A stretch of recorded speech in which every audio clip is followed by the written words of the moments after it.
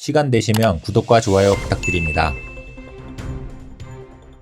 어제 하루 대한민국 코로나19 신규 확진자는 9명이 늘었습니다. 이 중 8명이 해외에서 유입된 것이고 국내 발생 사례는 경북에서 보고된 1명입니다. 전 세계적으로 최대 이슈였던 국내 총선 실시에서도 유권자 약 2,900만 명이 참여했고 잠복기 2주가 지난 지금 관련 감염자는 나오지 않았습니다. 코로나19 최장 잠복기 14일의 마지막 날인 지난 29일 밤 12시까지 선거 관련 확진자 0명이라는 기념비적인 방역 성적표를 얻게 된 것입니다. 이처럼 대한민국의 코로나19 상황은 막바지에 접어든 것으로 보입니다만 전세계 코로나19 유행 초기 방역 모범 국가였던 싱가포르의 사례에서 보여주듯이 한순간의 방심이 돌이킬 수 없는 집단 감염으로 이어질 수 있으므로 우리나라 국민이 뛰어난 시민의식을 전 세계에 보여줬듯이 한 번 더 힘을 합쳐 완전히 종식되기 전까지 사회적 거리두기를 이어가야 하겠습니다. 최근 들어 뉴질랜드, 베트남이 코로나 종식 선언을 하였고 중국은 발표만 안 했을 뿐 연중 최대 정치 행사인 양회를 개최한다고 밝혀 사실상 종식 선언을 한 것과 다름없는 것이 아니냐는 이야기가 나오고 있습니다. 이렇듯 다른 국가들은 자국 경제를 활성화시키기 위해서 다소 무리를 해서라도 서둘러 종식 선언을 하려 하고 있는 상황에서 지난번 발표한 전국민 항체검사 실시와 더불어 대한민국은 또 한 번 다른 행보를 보여주고 있습니다. 전국적으로 방역 사각지대를 없애겠다는 방침인데요. 현재 약 39만 명에 이르는 불법 체류자에게도 비용 부담과 강제 출국에 대한 걱정 없이 코로나19 진단과 치료를 받을 수 있도록 지원한다는 것입니다. 김강립 중대본 1총괄 조정관은 정례 브리핑에서 외국 사례를 볼 때도 그렇고 방역 사각지대에 대한 관리가 중요한 만큼 포용적 방역 대책이 필요한 시점이라며 이같이 밝혔습니다. 코로나 유행 초기 방역 모범국이던 싱가포르에서 이주 노동자 집단 합숙소를 중심으로 신규 확진자가 급증해 마지막 단계에서 방역에 실패한 사례를 교훈삼아 대비를 해야 한다는 뜻으로 풀이됩니다.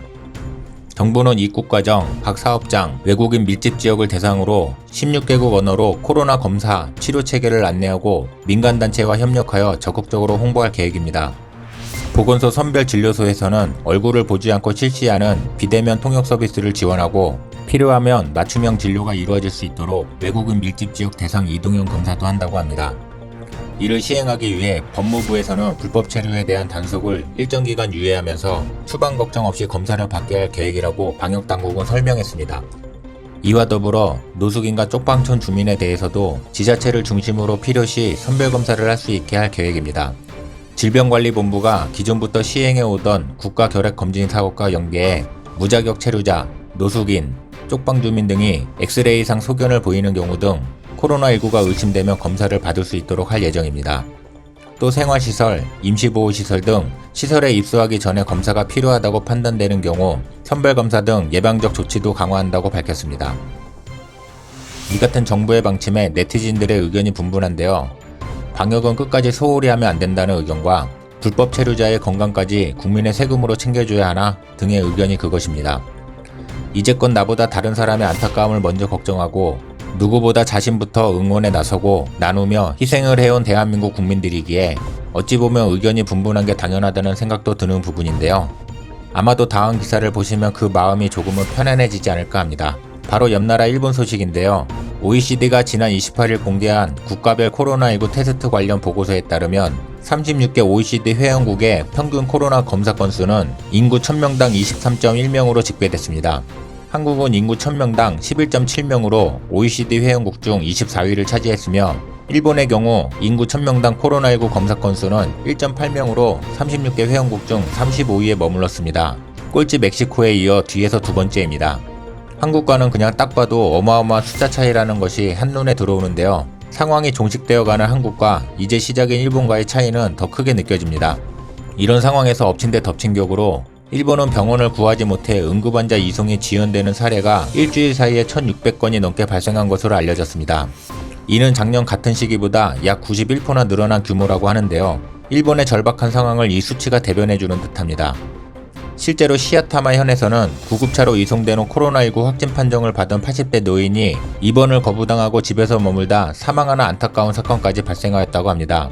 코로나19 환자가 상담조차 제대로 받지 못하고 숨을 거두는 사례도 있는 것으로 알려졌습니다.